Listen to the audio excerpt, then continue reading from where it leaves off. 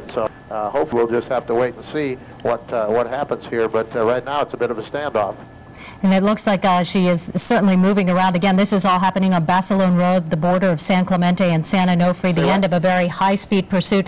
This is Sandra Mitchell signing off for the KCAL 9 News at 9 o'clock, handing it over to Pat now with the 10 o'clock news on KCAL 9. Pat? All right, thank you very much for that, Sandra. We've been watching this from the newsroom, and this has been a tremendous pursuit, and right now we are in standoff mode, and who knows what's going to happen at this point. Tensions are obviously very, very high out there on the border of San Clemente and San Onofre, and as Sylvia had mentioned, this pursuit began in the West San Fernando Valley neighborhood of Van Nuys and continued on the 405 freeway southbound. This driver ended up on the 605 freeway, then back on the 5, and now on the 405 freeway down to the almost to the San Diego County border. She is still in the vehicle. We saw a pit maneuver. This woman has hit, I believe, a couple of cars, or we know she hit one in particular, which was a dramatic accident there. The car started sparking, and at this point we're not exactly sure if she lost a tire and she's driving on the rim, the car and the rim started sparking, or if she lost a muffler, or exactly what happened to have that car become a bit incapacitated.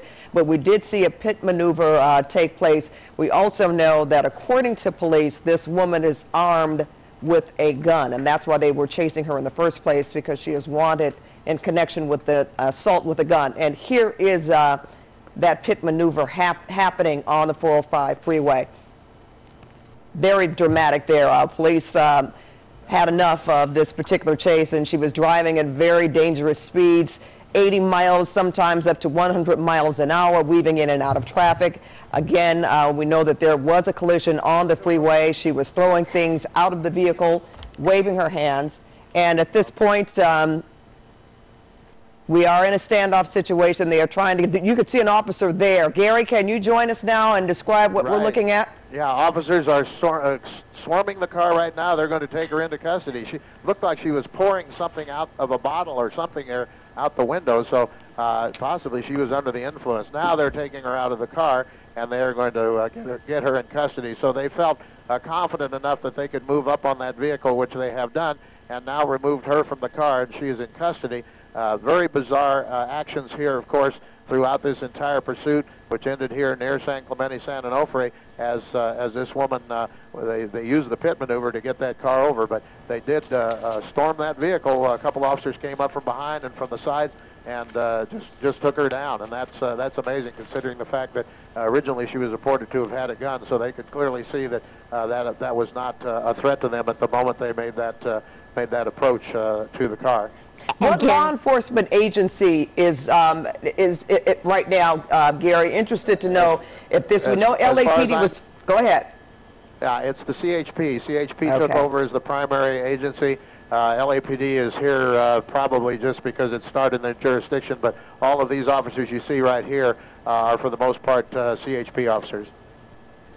And Gary, it's just amazing when you think about all of the heavy traffic that she encountered coming down the 405 and the areas with, you know, businesses everywhere, homes everywhere, that all of this happened in this area where it looks like it's just a stretch of sand, and you said not far from the beach there, right? It really could not have happened at a better place when you consider the potential here, what might have happened. It's the ideal spot for it. She pulled off on this off-ramp and ended up over there in the sand. I'd say she's not 100 yards from the shore here where that vehicle has stopped. So there was no traffic on this road. It's kind of a little frontage road here that moves alongside the freeway itself. And I believe she pulled off here just because she was damaged and she wanted to try to find a place to maybe make a foot bail, as we call it sometimes. But again, I'm not too sure that she was too rational about anything anyway. So she was clearly, to me, under the influence of something. And that certainly affected her judgment throughout this whole pursuit. Very lucky, only one accident that we saw, and that was the one that we played a couple times here for you and saw that that car ended up over against the center divider, but it didn't appear there were any injuries there. And they're still working here to get her into custody. I'm sure we'll see some medic units showing up here soon to deal with her as well. All right, Gary, we want to welcome our viewers to KCAL 9 News at 10. And I know we were talking about the positioning of where she stopped right now, and it's close to the beach area, away from homes and a lot of traffic. And you have to think that what meticulous planning also on the part of the California Highway Patrol. And can't help but say it again, Gary, and you're familiar with that. Once we get out of LA County, it appears that the scenario really changes on the part of just how aggressive these law enforcement agencies will be, and they were obviously determined to get this woman to stop one way or the other. Well, that's correct, and once she hit that vehicle and caused that accident back there, she had traveled at high speeds, up to nearly 100 miles an hour, all the way from Van Nuys down into the Irvine area, and she had not hit anyone and was just changing lanes and whatnot several times. But once she had that accident, we heard them authorize the pit maneuver as well as a spike strip.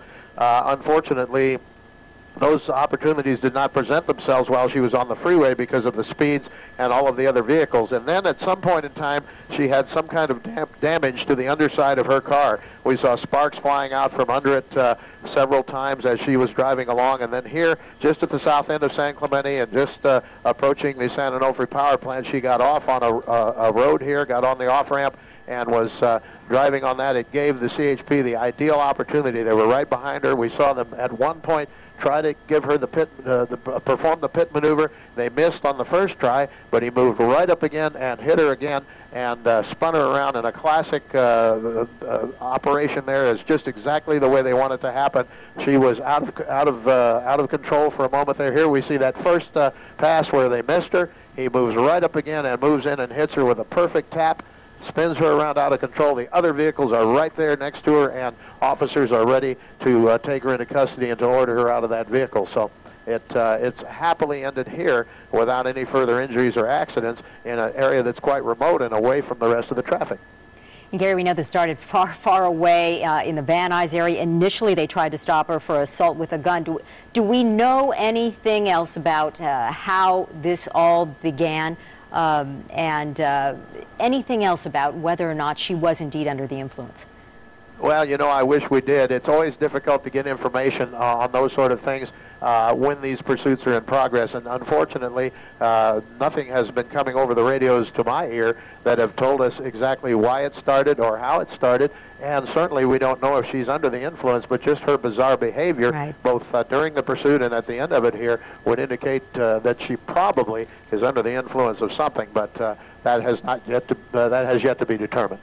All right. Well, Gary, again, thank you very much. Fine job in covering this pursuit for us, and we're going to let you get some more information on where they're going to take this woman, if the medevac will arrive or if she needs medical help. So we'll have more on this later in the newscast, but you've just seen the end of a very dangerous high-speed pursuit, and they do have a woman driver in custody.